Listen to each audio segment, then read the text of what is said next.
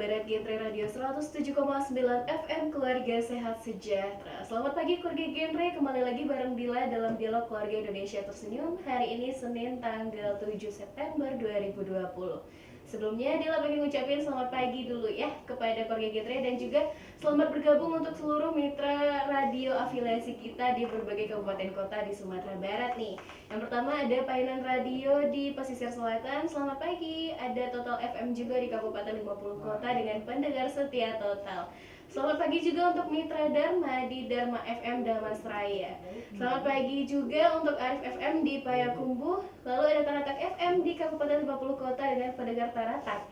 Selanjutnya ada Dun Sanak Minang nih di MFMC Junjung. Selamat pagi juga untuk Gesa FM di Kota Bukit Tinggi. Wah, Kota Bukit Tinggi, kota dingin nih. Selanjutnya ada Agro FM di Kabupaten Agam dengan Mitra Agro. Selamat pagi. Dan ada pendengar Delta FM di Damastraya nih. Selanjutnya selamat pagi juga untuk Radio Surya FM dengan Sahabat Surya di Pasaman Barat. Ada Spasi FM di Pasaman Timur dengan pendengar Spasi. Dan selamat pagi juga untuk pendengar di radio favorit FM si Junjung. Senang sekali hari ini keluarga Genre kita kembali kedatangan narasumber yang luar biasa. Punya segudang ilmu mengenai parenting dan pastinya keluarga Genre nggak asing lagi nih sama narasumber kita yang satu ini. Ada Coach Hasbi di sini selaku konsultan parenting dan juga terapi keluarga. Selamat pagi Coach. Pagi keluarga Genre. Assalamualaikum warahmatullahi wabarakatuh. Apa kabar Dila? Alhamdulillah sehat Coach. Coach, apa kabar? Alhamdulillah sehat segar selalu. Mudah-mudahan di di masa pandemi yang kita pengennya segera berakhir ini, kita semua dalam kondisi terbaik, teman-teman keluarga Genre, dan tetap pastikan kita ikuti protokol COVID dan tetap update informasi tentang apa yang terjadi di sekitar kita, dan terutama sekali jaga keluarga kita dan tingkatkan imunitas. Karena bagaimanapun teman-teman keluarga Genre, kita tidak akan berada pada posisi yang katanya sudah semakin merah membara ini. Betul.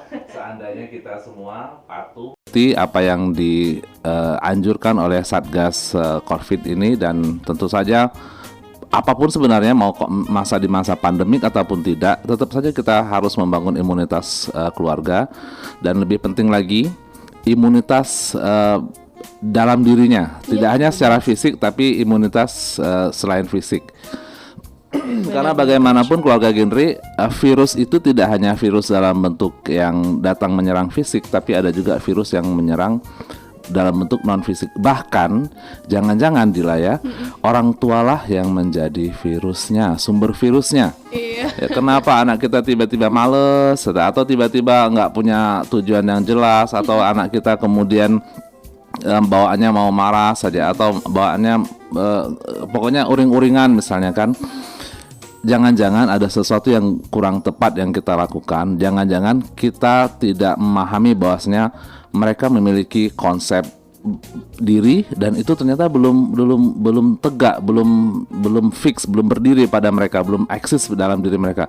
Siapa sih mereka itu kan? Yeah. Nah, maka kalau kita sebagai orang tua yang bertanggung jawab, maka kita akan merencanakan segala sesuatunya, dan lebih penting dari itu adalah menjaga apa yang kita lakukan kepada anak-anak kita, tingkah laku kita, perilaku kita, cara berbicara kita, bahkan cara merespon kita. Nah, maka hari ini kita akan membahas sesuatu tentang apa Hayona. Dila, kita ini dulu Coach, kita kasih jeda sedikit nih biar keluarga Genre mikir. Gak boleh ya Coach, kita langsung aja nih Coach. Tapi sebelumnya Dila ucap syukur dulu nih. Alhamdulillah banget ketemu Coach lagi di studio ini berbincang kembali setelah kurang lebih 2 minggu ya Coach kita ketemu ya. Minggu lalu itu udah ada talk show lagi, dan hari ini nih Dila pengen kasih tahu nih keluarga Genre semua, tema dialog kita hari ini sesuai yang udah dipaparkan Coach Hasbi tadi adalah konsep diri positif dalam pengasuhan nih Coach. Yes.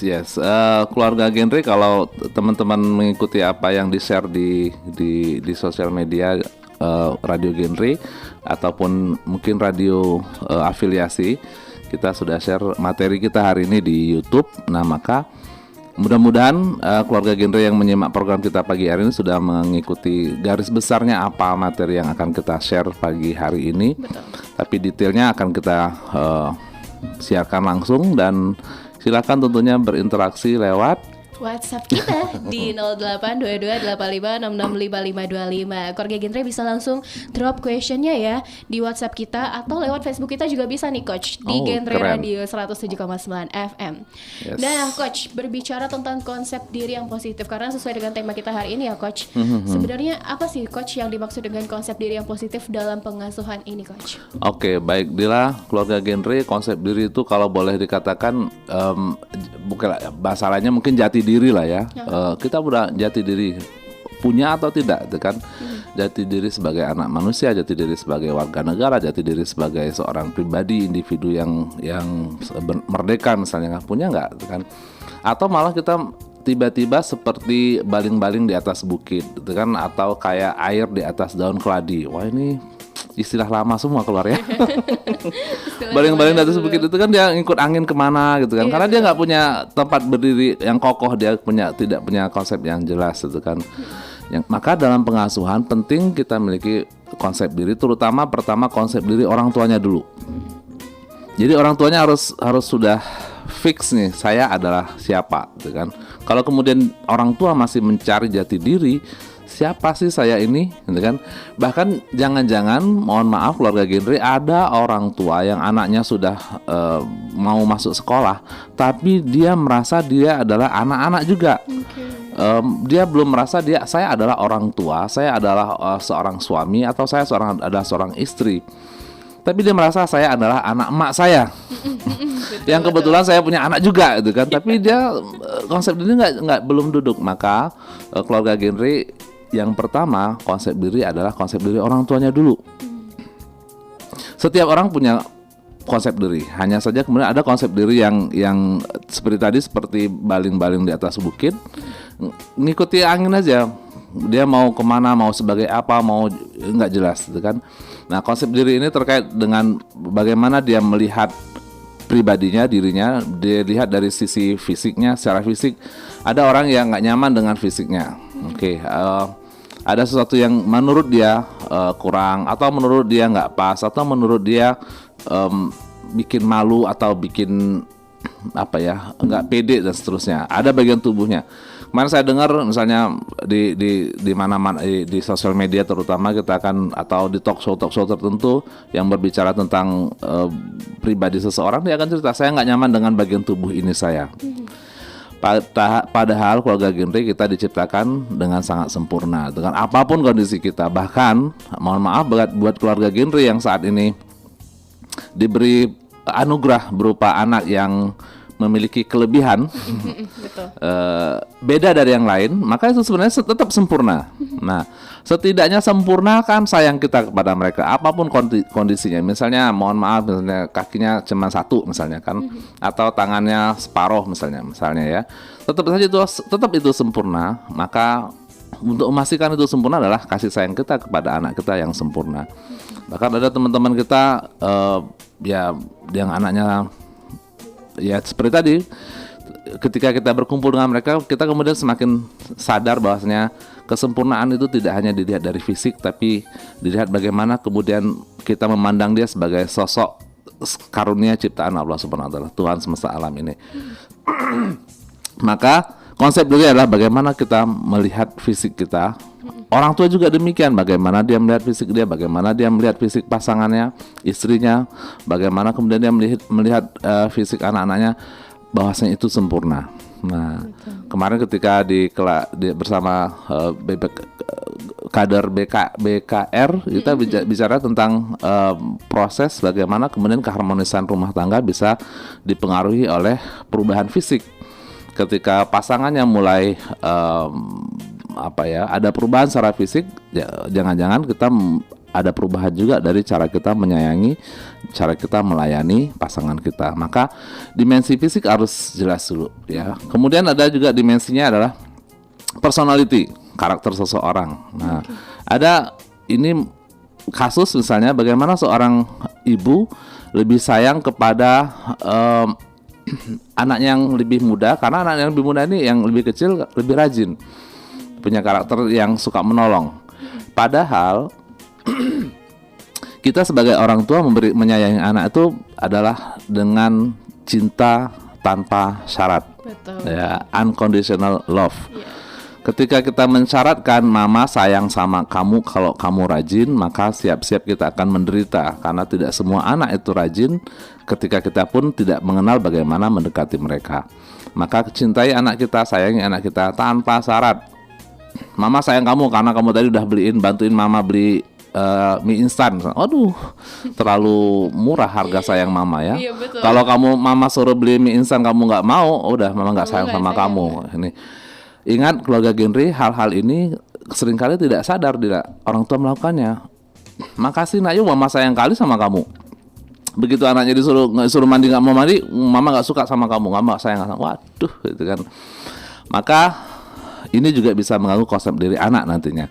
Kemudian konsep diri juga kemudian menentukan bagaimana seseorang itu termotivasi melakukan sesuatu atau tidak melakukan sesuatu. Maka ketika anak kita seperti tadi semangat belajar atau tidak semangat belajar, semangat menolong atau tidak semangat menolong, abai, cuek, itu sangat boleh jadi ada sesuatu yang tidak pas dalam konsep dirinya. Maka orang tua di masa-masa kalau kemarin kita bicara tentang perencanaan keluarga, sekarang kalau sudah lahir anaknya, dari sekarang cek sudahkah kita membangun sebuah bangunan kokoh yang bernama konsep diri pada diri anak kita, atau kita justru membangun konsep diri yang lemah dan bahkan sangat boleh jadi konsep diri yang mudah pecah, itu kan fragile ya, yang kemudian itu di masa depan kita pengennya sih, berharapnya sih anak-anak kita waktu kecilnya lucu, seneng, ceria, gembira, lincah kemana-mana. Seperti kemarin kami ketika weekend di sebuah cottage itu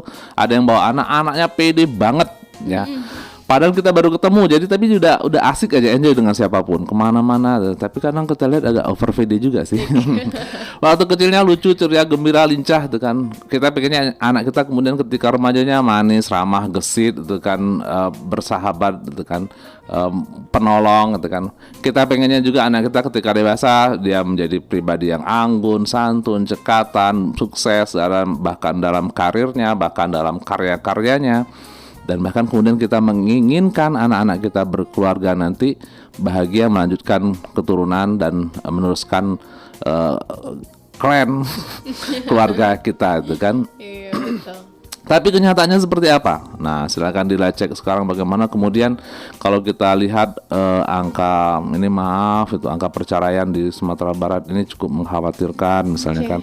Bagaimana kemudian kita lihat remaja-remaja kita, itu kan. Bagaimana kemudian lihat di masa pandemi ini pun kelihatan juga bagaimana tulisan-tulisan yang dituliskan itu kan menjadi refleksi seperti apa sosok orang-orang yang ada di sekitar kita. Maka sekali lagi, yuk bangun konsep diri anak kita dengan baik dari sekarang, teman-teman keluarga genre, bapak, ibu, ayah, bunda, yuk cek seperti itu Dila. Oke coach, ngomongin soal pola asuh juga nih coach, konsep diri yang positif dalam pola asuh ya coach. Sebenarnya bagaimana sih coach konsep pola asuh yang baik dan benar nih yang harus diberikan orang tua kepada anaknya coach? Oke, baik, keluarga genre ada berbagai macam pola asuh sebenarnya yang sadar tidak sadar, sengaja ataupun tanpa sengaja kita mainkan, kita lakukan ketika kita mengasuh anak-anak kita. Kasus yang saya hadapi misalnya bagaimana seorang anak ketika itu dia persiapan mau berangkat studi ke luar negeri, tapi kemudian dia membuat ulah yang membuat orang tuanya cemas. Bagaimana dia kuliah di luar negeri nanti, sedangkan sekarang saja dia sudah kayak begini gitu kan. Akhirnya orang tua minta saya, ini gimana anak saya? Wah, istilahnya pengen anaknya masuk bengkel saya. Saya dalam hati saya bilang, ini anak bukan mobil, bukan benda sesuatu yang bisa direparasi, gitu kan. Pasti ada sesuatu yang lain, bukan anaknya dulu. Yang saya bilang kita mungkin ada 5 sesi, 2 sesi dengan 3 sesi dengan anak, 2 sesi dengan orang tua. Ketika sesi dengan orang tua kemudian ketahuan apa yang terjadi, pola asuh antara ayah dan bundanya nggak sama. Nggak boleh dikatakan saling bertentangan, nggak matching, nggak ketemu, itu kan. Si ayah yang dibesarkan dari keluarga militer, keluarga ya militer itu akhirnya sangat disiplin dengan anaknya. Ya, jadwal tertentu, melakukan sesuatu terjadwal dan segalanya harus terukur. Tapi kemudian si ibu dibesarkan dari keluarga pedagang yang lebih santai, santuy ya. Ya lebih fleksibel lah, mungkin boleh dikatakan demikian. Apa yang terjadi kemudian, anak mengalami kebingungan ya. Ketika ada ini harus begini, tahu-tahu di situ udahlah nggak apa-apa gitu kan. Nah, maka kita akan lihat ada 4 pola asuh yang umumnya dilakukan oleh orang tua, baik sekali lagi baik sadar ataupun tidak sadar. Dan keluarga genre, ayah bunda dimanapun berada, silakan cek, silakan refleksikan diri kita, mana yang sering kita lakukan, mana yang dominan kita lakukan. Nah, ada yang misalnya pola asuh pertama, ada pola asuh otoriter, memaksa anak untuk mengikuti keinginan orang tua, bahkan ini sampai anaknya dewasa pun, ya kan, dia masih memaksakan anaknya untuk mengikuti keinginan orang tuanya, sampai milih warna mobil pun orang tua yang nentuin. Itu tadi. Kalau seandainya kita sebagai generasi yang punya orang tua otoriter dan kita tidak memiliki konsep diri, bayangkan kita sudah punya istri atau punya suami, lalu kita masih diatur oleh orang tua, kan ngeri juga ini kan. Nah, betul, atau kitanya malah kemudian tidak punya tahu ngapain, selama ini diatur semuanya ini sudah di harus ngikut, harus patuh, tiba-tiba kita harus hidup dengan suami. Mau ngapain kita kan? Dan suami juga demikian, sama-sama nggak tahu mau ngapain. Nah, maka pola asuh otoriter ini sangat boleh jadi pada level tertentu sangat boleh jadi akan membuat rumah tangga berikutnya akan menjadi tidak stabil. Oke, berarti anaknya ya coach yang tidak. Ya, anaknya dipaksa itu kan, milih jurusan ini ya. Sampai baju ya coach. Sampai baju, sampai sepatu misalnya kan. Bahkan ini oke, sekarang kita ini kok pakainya baju itu.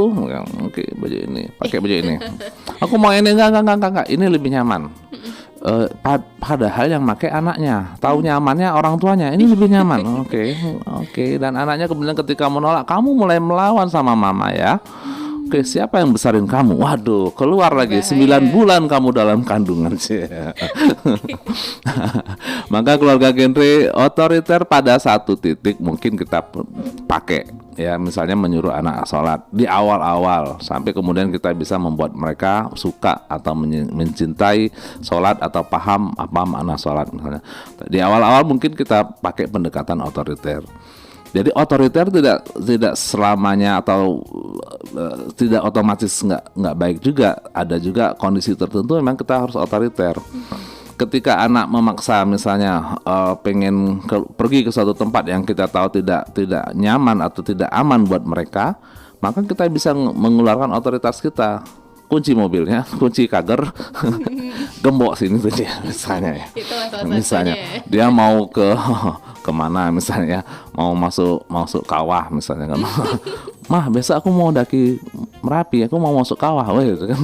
Udah jelas nggak boleh misalnya. Tapi sekedar daki, mau apa camping mungkin masih bisa lah kita, selama memang kemudian kita tahu dengan siapa dan apa yang akan dilakukannya. Ini yang pertama.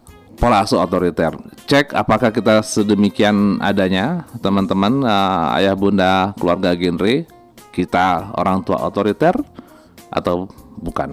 Nah, yang kedua adalah namanya pola asuh demokratis. Nah, menghargai kepentingan anak, kebutuhan anak, kecenderungan anak, pilihan-pilihan anak, dan selama kemudian ada aturan yang diikuti bersama. Nah, ada suatu sikap yang jelas juga dari orang tua. Jadi demokratis ini ada aturan dan dia akan bermain di ranknya adalah sekitar aturan itu. Ketika anak melanggar aturan, ada konsekuensi yang harus diterima oleh anak. Iya, betul. Dan menghargai kepentingan anak ya, dan untuk menjadi orang tua dengan pola asuh demokratis kita butuh mengenal anak kita. Bagaimana kita tahu kebutuhan anak kalau kita tidak kenal dengan anak ya? Jangan-jangan kemudian kita merasa anak butuh lalu kita berikan, merasa. Nah, padahal yang dibutuhkan memang sesuatu yang pas buat anak. Seorang ayah sepasang suami istri konsul tentang anaknya, lalu kemudian ketika digali apa yang terjadi, si ayah ini sayang sekali sama anaknya. Kebetulan dia bekerja di luar kota dan di hari Jumat sore sudah harus meninggalkan anaknya, baru ketemu anaknya lagi. Baru Jumat sore ketemu anaknya, di Minggu sore itu sudah harus berpisah dengan anaknya.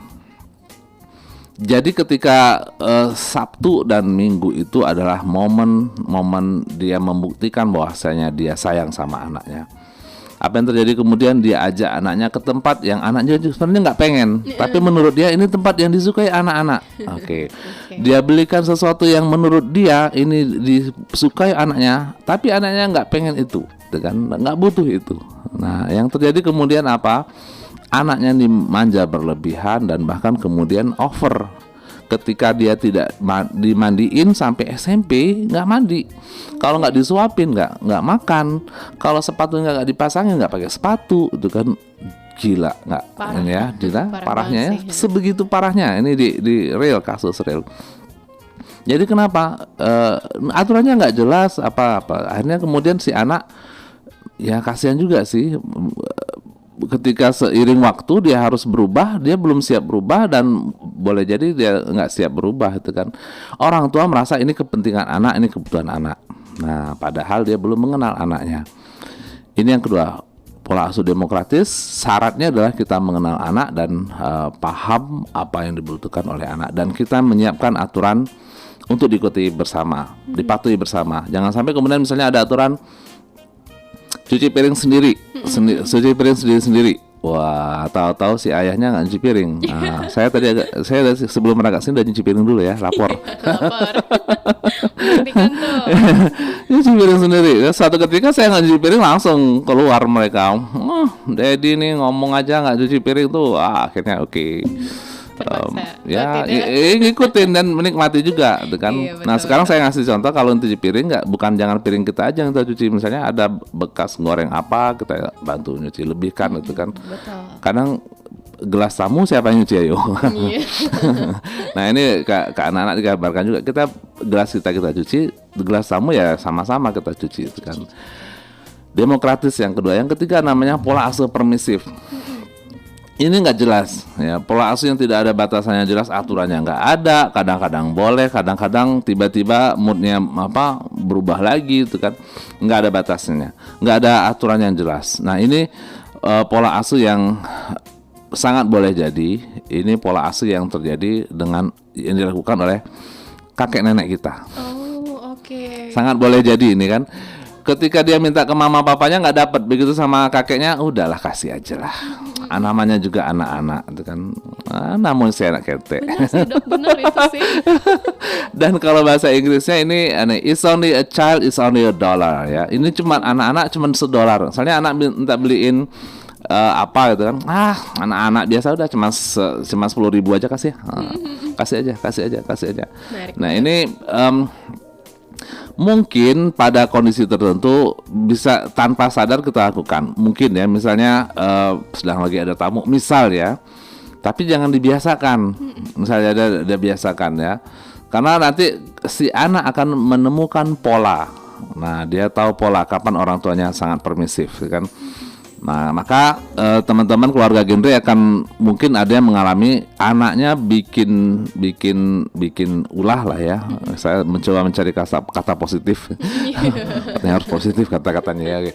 Mencari perhatian lebih. Nah, biasanya ketika ada tamu, pertanyaan tiba-tiba dia minta belikan mie instan, minta belikan es krim, minta belikan gula-gula, permen maksudnya. Minta belikan permen, minta belikan macam-macam, atau bahkan minta uang tambahan di depan tamu kan. Kita sebagai orang tua kan nggak dikasih kan, masa segitu amat sih sama anaknya, katanya kan, seolah-olah tamu kita akan berkata demikian. Nah maka kalau kita permisif, terlalu sering permisif, anak akan tahu pola kita dan ini akan dimanfaatkan oleh anak. Maka keluarga genre ya bunda, hati-hati cek, nah kan. Atau ketika sedang kita bertamu, atau tamu datang atau kita bertamu, atau ketika kita mengajak anak pergi ke suatu tempat atau melakukan sesuatu yang anak tidak ada konfirmasi sebelumnya. Nah, akhirnya kita merasa bersalah. Akhirnya kita maklumi, udah biar aja lah. Dia udah mau ikut aja udah syukur gitu kan. Nah, ini kita permisif. Nah, maka hati-hati juga dengan yang ini. Artinya mungkin pernah sekali dua kali is masih oke, tapi kalau sudah terpola ini Bisa berbahaya. iya bisa berbahaya ya. Bayangkan kemudian kalau dari kecil dia sudah bisa minta es krim dapat terus. Iya. SMP dia minta belikan HP misalnya kan. Ya. Tahu-tahu tiba-tiba kelas 3 SMP minta belikan motor atau mobil gimana kan? Karena sudah terlalu sering dimaafkan. Dan ini ada satu kasus juga. Ini sebenarnya karena rasa bersalah. Akhirnya si ibu merasa saya bersalah sama anak saya. Udah kasih aja. Sorry, bukan kasus ini, bukan si ibu, si ayah. Oh iya. Minta ke mama, enggak dikasih. Saya minta sama ayah, udahlah. Apa yang terjadi ketika kecil, pasangan ini mohon maaf dari secara ekonomi masih berkekurangan. Saya keluar pagi pulang malam. Istri saya keluar pagi pulangnya sore. Anak saya terbengkalai, nggak ada yang ngurus kadang apa. Begitu dia kelas 4 SD, kami secara ekonomi sudah mulai stabil. Dan kami mulai tidak terlalu sering keluar, ya kan? Tapi tiba-tiba anak kami kok berulah, ya kan? Akhirnya karena cemas kami masukkan pesantren. Sekolah berasrama. Sekolah berasrama. Lalu kemudian satu ketika saya dapat panggilan dari sekolahan. Ternyata anak saya nggak bayar SPP, nggak bayar uang asrama dan segala macam yang setiap bulan serutin kami kirimkan. Ternyata selama ini si ayah sangat permisif dan kemudian dimanfaatkan oleh anaknya. Nanti paling juga selesai, paling juga dikasih, paling juga diselesaikan sama orang tua. Nah, ini berulah anaknya ya. Yang ketiga itu Dilaya. Yang pertama tadi otoriter, yang kedua demokratis, yang keempat itu pembiaran. Nah, yang keempat ini mungkin ini hampir terjadi di mana saja. Di perkotaan misalnya karena kesibukan dalam hal mengejar karir atau mengembangkan usaha buat yang berusaha. Sehingga anaknya terjadi dibiarkan saja begitu saja. Atau kalau di kampung-kampung itu karena misalnya bertani ke sawah, udahlah anak besar dengan lingkungan saja, dibiarkan saja ya, dengan sendirinya. Bahkan kadang orang tua lupa anaknya di mana sekarang. Ya Allah. Itu bahaya. Ini mungkin nggak tahu apakah ini termasuk pembiaran ketika di keramaian itu kan sering ada kehilangan anak kan, anak hilang gitu kan. Ini ngapain ya orang tuanya? Udah jelas ramai anaknya kok bisa hilang gitu kan. Bukannya dijaga atau diawasi bisa hilang gitu kan. Nah, maka pola asuh pembiaran ini sangat boleh jadi memang orang tua belum siap dalam hal menjadi orang tua. Dia belum mengenal anaknya, belum mengenal lingkungan anaknya, bahkan sangat boleh jadi belum mengenal dirinya sendiri gitu kan. Nah, seperti tadi kita katakan konsep diri itu harus ada pada orang tua, pada suami, istri, untuk kemudian membangun konsep diri pada diri anak. Seperti itu. Jadi ada 4 tadi, ada otoriter, demokratis, permisif, dan pembiaran. Dan pembiaran ini nggak mesti dari keluarga secara ekonomi kurang cukup. Keluarga yang berkelebihan pun ini kemudian ada bentuk-bentuk pembiaran tertentu, gitu kan. Bahkan pembiarannya lebih parah lagi ya. Nah, ini sering banget sih coach ya terjadi ya. Ada ini. Seorang anak satu ketika dia ikut punk. Ternyata bukan karena dia dari keluarga nggak punya kemampuan, akhirnya dia nggak sekolah lalu ikut anak-anak jalanan anjal. Ternyata dia bukan dari keluarga nggak mampu, dia keluarga mampu, tapi kemudian dia merasakan mendapat perhatian, mendapatkan pengayoman, mendapatkan pendidikan dalam tanda petik yang itu sebenarnya harusnya dilakukan oleh orang tuanya, justru dia dapatkan di lingkungan itu. Dia pergi ke sekolahnya sangat boleh jadi pilihan orang tuanya atau sudah otomatis dia masuk ke satu sekolahan, tapi kemudian dia tidak menikmati proses pendidikannya. Justru dia merasakan ada proses pendidikan atau proses pembelajaran ketika dia berada di komunitas yang di mata orang banyak sebagai komunitas yang mendapat perhatian gitu kan. merusak ya. Iya, Kelompok betul. pang di kelompok pang itu dia dapat perhatian. Jadi anak-anak pang, anak-anak jalanan itu ya pang dan jalanan, pokoknya anak-anak yang ada di jalan lah itu tidak mesti dari keluarga yang tidak berkemampuan ya.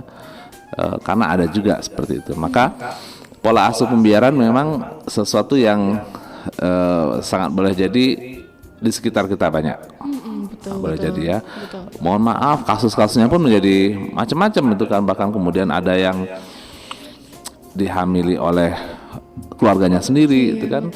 Karena kemudian dia merasa diperhatikan, lalu dia apapun yang mau diinginkan oleh yang ngasih perhatian dia mau saja itu kan, karena sudah merasakan nyaman dengan orang tersebut. Ditambah lagi nanti ada dogma-dogma tertentu yang ditanamkan ke dalam pikirannya. Itu yang saya katakan tadi, virus tadi kan. Nah, ada virus-virus lain ya, tidak mesti virusnya dalam bentuk COVID, tapi virus Dalam keluarga toksik kalimat, kata-kata toksik yang disampaikan oleh atau orang lain atau keluarganya sendiri bahkan seperti itu Dila. Dan dari tadi itu ada otoriter, permitif ya, Coach, ya? Permisif, demokratis, dan situasional atau pembiaran ya, Pembiaran, Coach. ya. Nah ini menarik banget sih, Coach. Ada banyak pola asuh keluarga dan pasti ada dampaknya nih, Coach ya. Tapi tahan dulu, Coach, kita break Siap, dulu. baik. Setelah ini kita bakal bahas juga nih Korea Genre masih bareng Coach tentang apa sih dampak-dampak dari 4 pola asuh yang udah kita omongin tadi. Nah, Korea Genre pasti pada penasaran dan pasti punya banyak banget pertanyaan nih. Langsung aja drop questionnya ya di WhatsApp kita di 082285665525 atau Facebook kita di Genre Radio 107,9 FM. Untuk itu kita break dulu ya, Coach, dan Korea Genre jangan kemana-mana, tetap stay tune di Genre Radio 107,9 FM.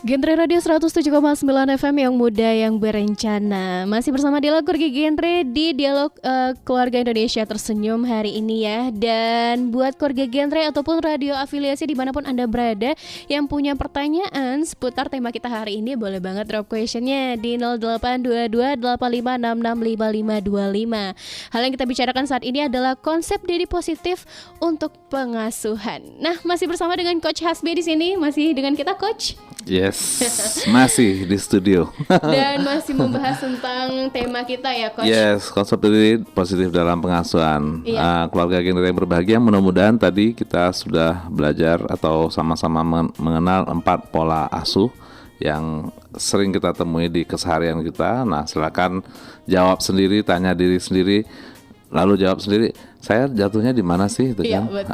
Apakah keluarga yang orang tua yang otoriter, atau orang tua yang demokratis, atau orang tua yang permisif, atau orang tua yang pembiaran? Nah, maka apapun itu yang terbaiklah buat anak kita, dan untuk bisa mengetahui yang mana yang terbaik, salah satunya yang kita perlu lakukan sebagai orang tua adalah mengenal tipe anak kita. Nah, ini dia nih, Dok. Coach ya. Ini dia nih, Coach, yang penting banget. Berarti setiap pola asuh itu kita harus mengenali anak kita dulu ya, Coach. Yes, ya. Bagaimana nih, Coach, Yes, untuk ya. menyocokkan antara pola asuh dengan kriteria anak kita itu, Coach? Ya, baik. Jadi tidak mesti bahasanya otoriter itu nggak bagus, tidak mesti juga demokratis itu bagus atau nggak bagus ya. Maka yang lebih tepat itu mana yang pas, mana yang kurang pas buat anak kita. Misalnya setidaknya ada 5 tipe kepribadian anak yang harus kita kenali. Yang pertama namanya tipe anak yang tipe sensing. Tipe sensing ini anak banyak energi, banyak gerak. Oke. Dia memiliki tenaga yang besar, energinya banyak. Nah, seorang orang tua datang ke saya di tengah malam, belum malam sih, masih jam 8:30. Pokoknya habis Isya datang ke rumah dengan curhatan yang dahsyat. Dia nanya, Coach, ada nggak sih baterai anak-anak ini? Anak-anak ini ada baterainya nggak sih? Jadi kalau bisa jam 9, jam 9:30 paling telat, saya cabut baterainya, besok pagi pasang lagi. Nah, ketika saya ajak diskusi, kemudian pelajari anaknya, ternyata anaknya tipe ini. Lalu apa jalan keluarnya kepada anak yang seperti ini? Saya sarankan orang tuanya untuk menghabiskan energinya dulu sebelum dia pulang ke rumah. Karena waktu itu kebetulan dia sekolahnya di pusat kota, tinggalnya di pinggir kota. Jadi sore atau maghrib dia baru pulang, dan itu sampai jam 11 malam anaknya masih gerak. Sementara ayah dan bundanya sudah kecapean. Nah, habiskan dengan cara apa? Saya sarankan masuk klub olahraga atau ikut kegiatan seni yang banyak aktivitas fisiknya. Ini tipe pertama. Tipe kedua ada namanya tipe thinking. Anak tipe thinking ini dia tipe thinking ini dia sudah mandiri dan cenderung patuh. Nah, anak seperti ini nggak apa-apa dikasih gaya thinking, atau mungkin pembiaran juga nggak apa-apa, seperti nggak ada kejadian aja, karena dia sudah mandiri dan dia sudah tahu apa yang harus dilakukan. Nah, maka pembiaran pun ada tipe anak yang anak saya dibiarin nggak apa-apa juga karena tipenya tipe ini ya. Tapi tipe yang lain nggak bisa dibiarkan, dibiarkan dia liar gitu kan. Tapi ini dia dibiarkan, cukup dikasih tahu kamu di rumah aja nak ya, udah. Orang tua nggak nanya-nanya lagi, nggak SMS nggak WA lagi, nggak nelpon lagi. Dia patuh dan dia tahu apa harus dilakukan. Karena itu seringkali anak thinking ini di sekolahnya jadi juara karena gurunya seneng. Betul. Udah patuh, pemikirannya pun jelas, pola pikirnya jelas. Kalau istilahnya di sekolah itu anak itu udah dapat pengayaan coach, jadi dia nggak perlu lagi diajarin guru gitu. Ya benar. Bahkan ada anak itu kemudian dia malah ngasih tahu gurunya. Iya betul. Iya, ngasih tahu gurunya. Guru gitu, seperti itu. Nah, betul banget coach. Kemudian ada tipe yang lain, ada tipe intuiting namanya. Tipe intuiting itu seperti apa? Intuiting ini kalau ketika kanak-kanaknya kelihatan dia panyasa, mendesak kata, cepet ma. Begitu dikasih sebentar kemudian ditinggalnya, bosen. Mintanya cepat tapi kemudian bosan. Nah, tipe ini mungkin pola pengasuhan kita beda dengan yang tadi, itu kan. Tipe intuiting ini kemudian dia sangat liar, dalam artian pikirannya sangat terbuka, itu kan. Dia bisa membayangkan banyak hal, sangat imajinatif, sangat kreatif, ya. Karena itu kemudian kalau waktu kecil anak ini sering disebut anak nakal, ya, karena dia aktif gitu kan, dalam pikiran, dalam berpikir, dalam berimajinasi. Kemudian ada namanya anak tipe feeling. Tipe feeling ini salah satu cirinya adalah banyak ngomong. Betul. Orang tua yang tidak mengenal anaknya tipe ini kemudian mencap anaknya sebagai anak murai, nyenyes, anak cerewet, anak nyinyir. Wah. Bahkan kemudian dia suka membuat suatu cerita yang itu kadang-kadang belum terjadi. Ya, atau nggak terjadi hanya demi menyenangkan hati orang lain. Nah, mengenali anak ini juga kemudian kita tahu tipe ya kayak begini, pola asuhnya bagusnya seperti apa sih. Nah, silakan ayah bunda lihat anaknya apakah suka cerita, suka ngomong atau pendiam. Ketika anak kita banyak ngomong, maka ini kehebatan yang ada pada anak kita, maka fasilitasi itu dia untuk bercerita. Jangan sampai kemudian ketika anak mau bicara, mau anak cerita, kita justru matikan potensinya. Kamu, mama lagi capek, ngomong aja, diem. Ini bahaya ini ya, langsung mati dia. Dan kemudian ini tadi dia nggak punya konsep diri. Loh, aku kan mau cerita, tapi mamaku nggak boleh, gitu kan? Iya betul juga. Inilah seperti yang galau. Yang terakhir namanya tipe insting. Tipe insting ini biasanya suka membantu, suka peduli sama orang lain, seperti itu. Bentar coach, kita kayaknya punya penelpon dari pendengar kita nih coach. Sebelum kita lanjutin mungkin seputar materi, kita angkat dulu ya coach. Baik. Sebelumnya, oke. Halo, assalamualaikum. Waalaikumsalam. Dengan siapa di mana? Ya halo. Ya halo, ini dengan siapa di mana? Ini dengan Umrah di Pariaman. Oke, Bang, ini panggilnya Pak Umrah ya. Pak Umrah ingin bertanya apa nih sama Coach Hasbi kali ini tentang materi kita? Oke, Coach, kan saya ada anak umur 10 bulan sekarang, Coach. Umur anak saya kan 10 bulan sekarang, Coach. Iya, betul. Oke. Halo? Iya, halo. Iya. Selanjutnya, punya anak umur 10 bulan begitu, Pak Umrah? Iya, betul. Terus? Yang saya lihat kan sekarang anak saya ini istilahnya lagi lasak-lasaknya lah gitu. Oke. Nah, dari umur anak 10 bulan ini kita bisa lihat nggak, Coach, bagaimana ciri khas dari anak kita, terus bagaimana pola asuh yang harus kita lakukan gitu. Oke, itu pertanyaannya ya Pak Umrah ya. Iya, thank you. Nah, Coach, jadi pertanyaan gini, Coach. Pak Umrah ini punya anak umur 10 bulan dan lagi lasak-lasaknya nih, Coach. Jadi pertanyaannya adalah, apakah kita udah bisa mengenal pola asuh yang cocok untuk anak 10 bulan ini, dan bagaimana nih, Coach, mengenalinya dari dini? Oke, baik Pak Umrah di Pariaman ya. Iya. Iya, Kak. Jadi anak usia 10 bulan itu memang lagi tantangan benar buat orang tua untuk lebih dekat, lebih kenal dengan anaknya. Karena apa? Karena memang kadang-kadang di usia itu perubahannya sangat drastis, dengan tahu-tahu kok berubah ya, kok tahu nggak sama dengan kemarin ya. Maka apa yang pola asuh yang paling baik adalah pola asuh yang pada saat ini, ketika kadang-kadang otoriter kita mengatur dia, menjelaskan dia. Tapi kemudian ketika sudah dia bisa kita berkomunikasi, baru kita mengarah ke demokratis, ya, dekat ke demokratis. Yang lebih penting sekali lagi, selain pola asuh tadi, yang lebih penting adalah kenali anak kita. Pada usia di bawah 2 tahun, yang dia secara fisik dia masih di bawah pengawasan dan asuhan kita, maka yang jelas kita masih otoriter. Baju yang dipakai apa kan nggak bisa kita kasih pilihan kan, kita tidak tahu mau baju apa deh. Iya, Mau baju apa nak? Maka kita masih otoriter karena memang secara fisik dia tidak ada pilihan, belum ada pilihan, dan kemudian secara kemauan dia belum bisa mengungkapkan. Nah, kemudian kitanya aja yang jeli menjadi orang tua yang hadir ketika anak kita di usia itu. Misalnya ketika kita kasih pakaian ini, kelihatan dia tidak nyaman ya kan, bisa jadi menangis. Salah satu bahasa anak di usia itu adalah paling jelas adalah dia dengan menangis. Ketika dikasih pakaian ini berarti dia nggak suka pakaian itu. Maka orang tua yang mengenali, oke, ternyata kalau dikasih baju ini dia nggak mau, oke, ganti bajunya, ganti mungkin bahannya, mungkin ganti ukurannya, mungkin warna, mungkin belum terlalu bermasalah bagi anak di usia itu. Maka kenali dengan melihat, mengamati terus, mengamati. Dan ingat, di samping pola asuh juga ada peran orang tua di usia berbeda. Jadi ada 4 peran orang tua setidaknya. Pertama, peran orang tua sebagai pengasuh atau perawat. Kemudian peran orang tua yang kedua sebagai pendidik atau pengajar. Kemudian peran orang tua yang ketiga sebagai pelatih atau coach. Kemudian yang keempat, peran orang tua sebagai teman. Nah, di usia di bawah 5 tahun, peran dominan kita adalah sebagai perawat.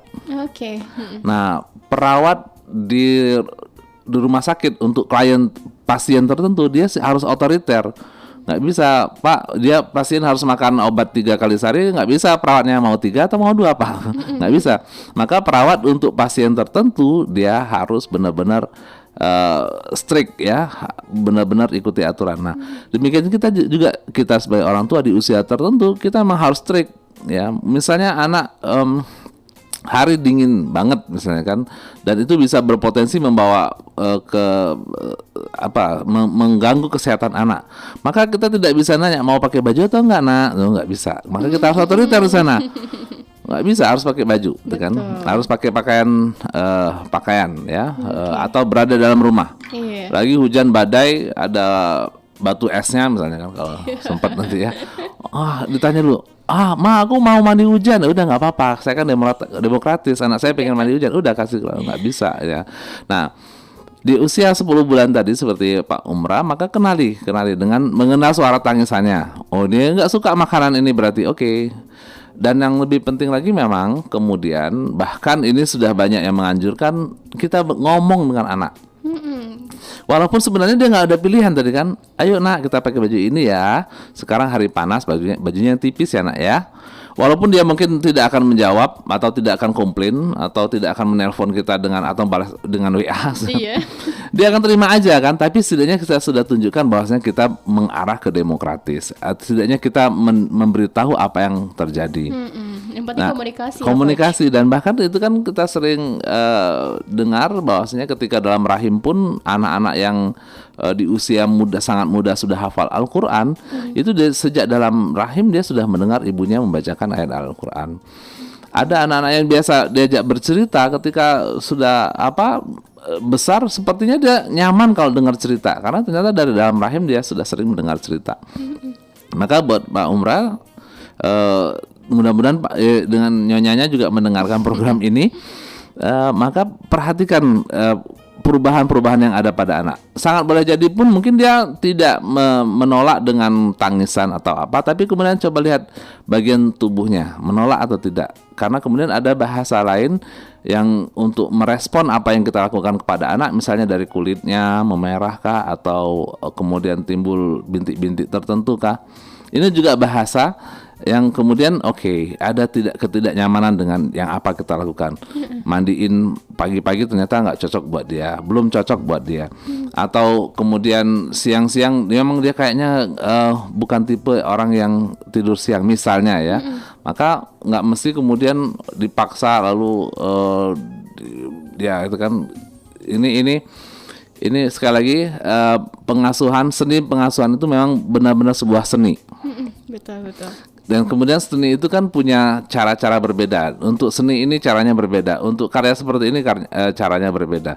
Maka pengasuhan adalah sebuah seni, dan agar kita menghasilkan masterpiece, mahakarya yang nilainya itu tidak ada ukurannya, tidak ternilai ya. Maka buat Pak Umrah, terima kasih pertanyaannya. Semoga mulai sekarang dan seterusnya bersama pasangan, bersama istri, lebih penuh perhatiannya dan bisa melihat perubahan-perubahan yang terjadi pada anak, seperti itu. Benar sekali. Terima kasih juga Pak Umrah yang sudah bertanya ya. Semoga ini bermanfaat. Dan selain itu ada juga nih pertanyaan Coach. Tapi tadi kita kayaknya terpotong sedikit ya Coach, mengenai bagaimana mengenali anak-anak dan juga mengenali pola asuh yang cocok nih untuk anak Coach. Silakan Coach lanjutkan. Nanti kita bakal bacain pertanyaan selanjutnya. Baik, ada tadi dari setidaknya ada 5 tipe personality, tipe sensing tadi yang banyak energinya, banyak geraknya, dan sering dilabel sebagai anak hiperaktif kalau orang tuanya tidak mengenal. Atau bahasa awaknya lasak tadi kan. Kemudian tipe thinking ini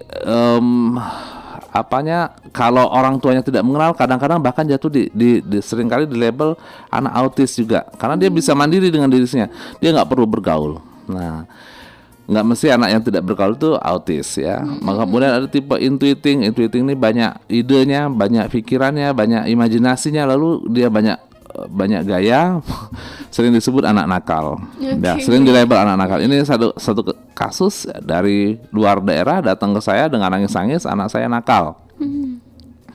Dicek ternyata tipenya ini. Dia punya kreativitas tidak dihargai, dia punya ide sendiri tidak dianggap. Kemudian dia bikin sesuatu yang dianggap sebagai kenakalan ya, padahal dia pengen cari perhatian. Kemudian tipe yang banyak ngomong, murai, nyinyir, feeling ini itu tadi sering dicap kamu anak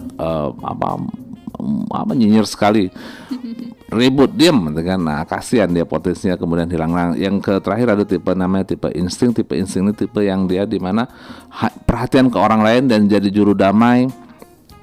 Dia seringkali kalau ketika dewasanya biasanya suka marah-marah dan meledak. Marahnya kalau marah dia meledak-ledak. Itu karena apa? Karena dia sangat boleh jadi dia sangat peduli dengan orang lain, tapi kemudian dia tidak mendapatkan balasan yang wajar gitu kan. Walaupun dia sebenarnya ikhlas untuk melakukan kebaikan itu.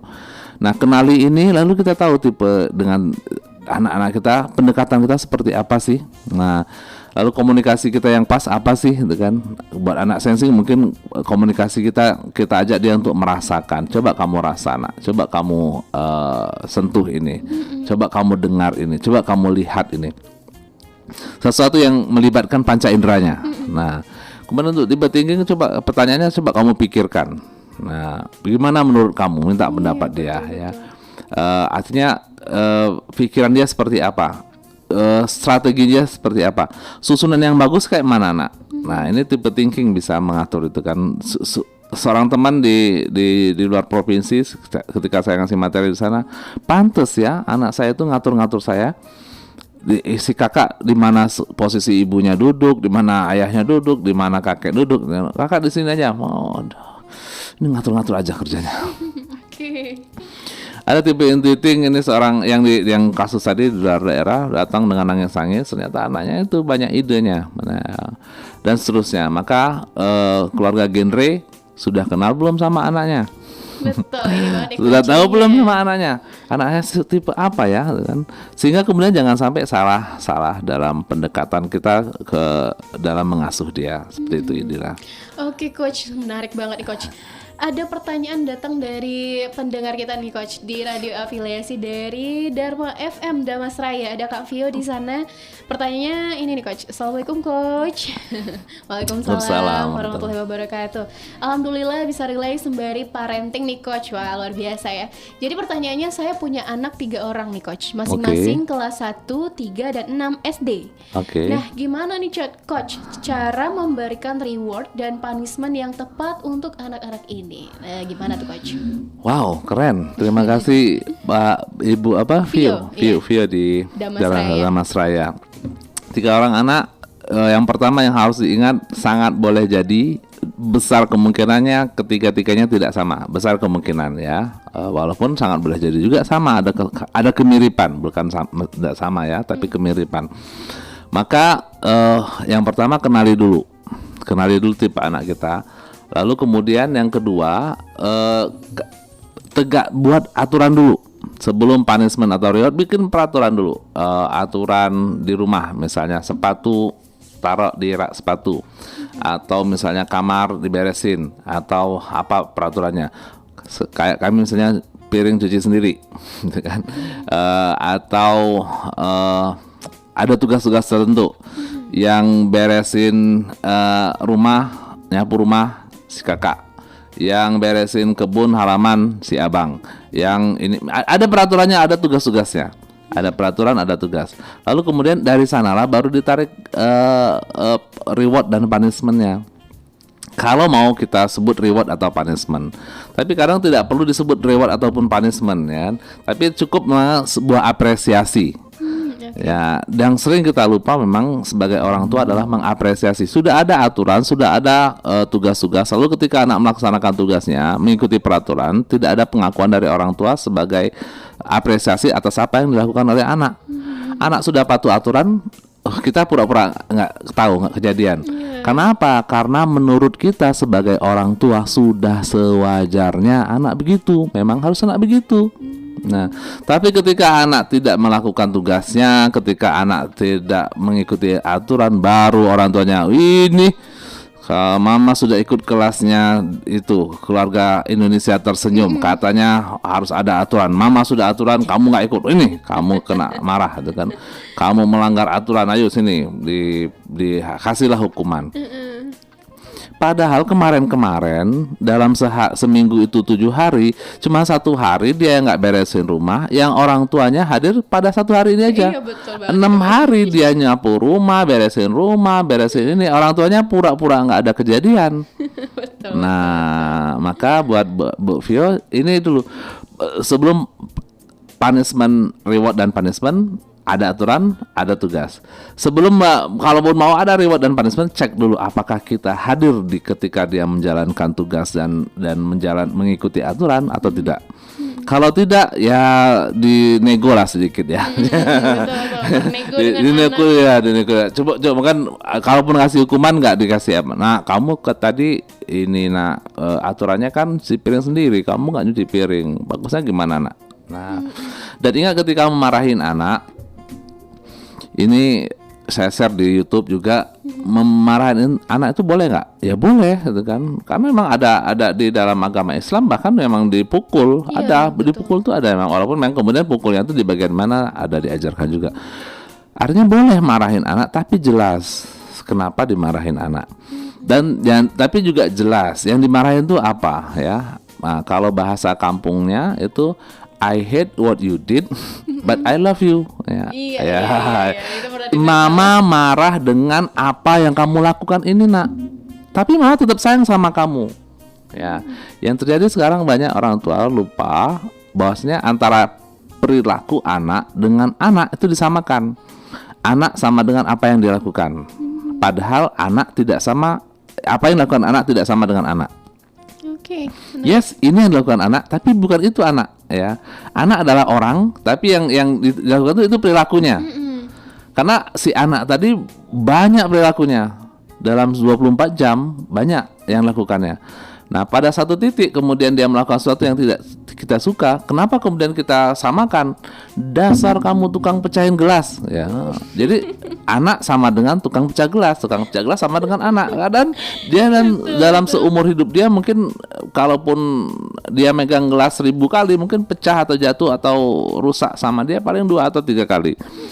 Nah, tapi kemudian kita hadir sebagai anak sama dengan tukang pecah gelas, anak sama dengan tukang ngukulin adiknya, tukang gangguin adiknya, anak sama dengan tidak patuh sama orang tua, anak sama terus banyak listnya ya. Nah, ini yang kita katakan sebagai labeling. Orang tua melabel anaknya, ya. Oke, Coach. Nah, ada lagi nih Coach selain Bu Vio, Coach. Siap. Tadi kan mengenai bagaimana memberikan judgment dan juga reward ya Coach kepada anaknya. Yang ini menarik juga nih Coach tentang finansial. Oke. Ini kayak masuk juga sih. Jadi pertanyaan dari pendengar kita di Taratak FM tapi tanpa nama karena nggak ada nama nih Coach di sini. Baik. Dia nanya dalam memberikan uang jajan kepada anak nih Coach, terutama untuk anak TK hingga SD, apa sih yang jadi penilaiannya agar uang jajan ini dirasa tidak berlebihan dan kekurangan? Kira-kira masuk gak Coach? Masuk juga dalam hal ini bisa kemudian masuk dalam kriteria pembiaran nanti kalau orang tua tidak hati-hati dalam memberi anak. Ingat tadi di bahasa kitanya is only a child is only a dollar. Cuman anak-anak cuman 1000 perak, ya udah kasih aja.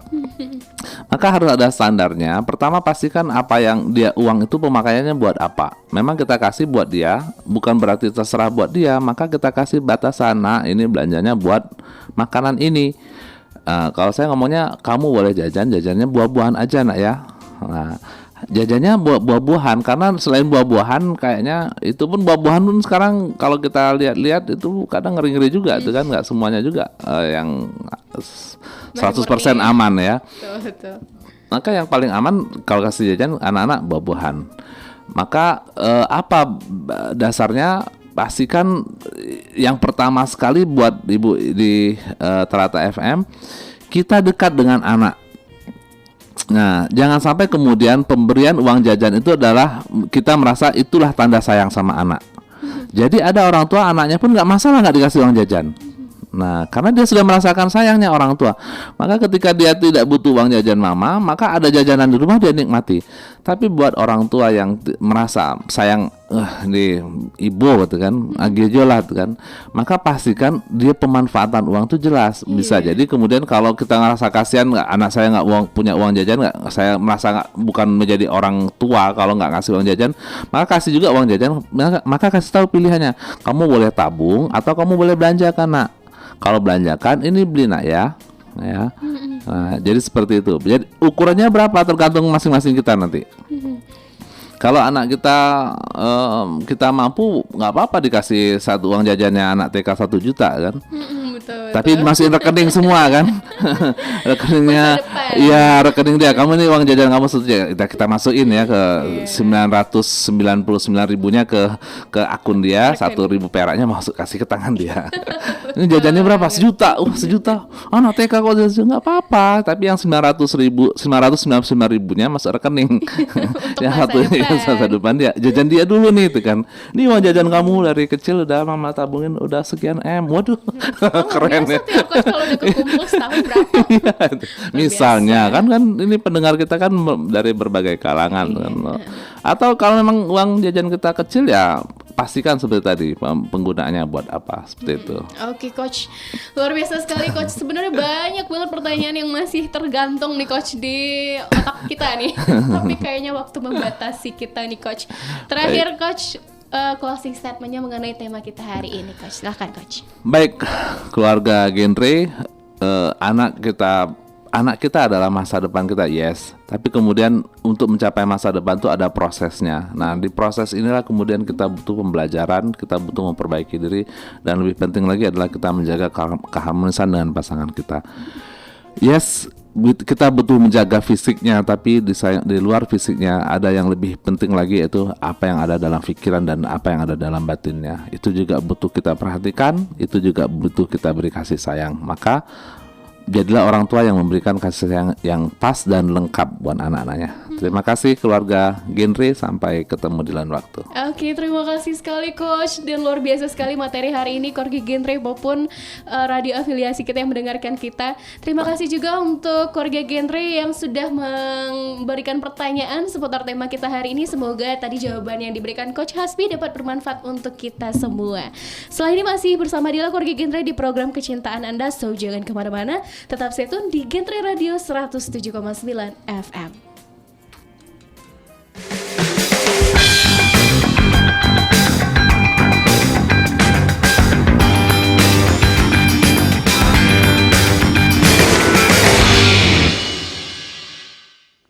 Roy in action.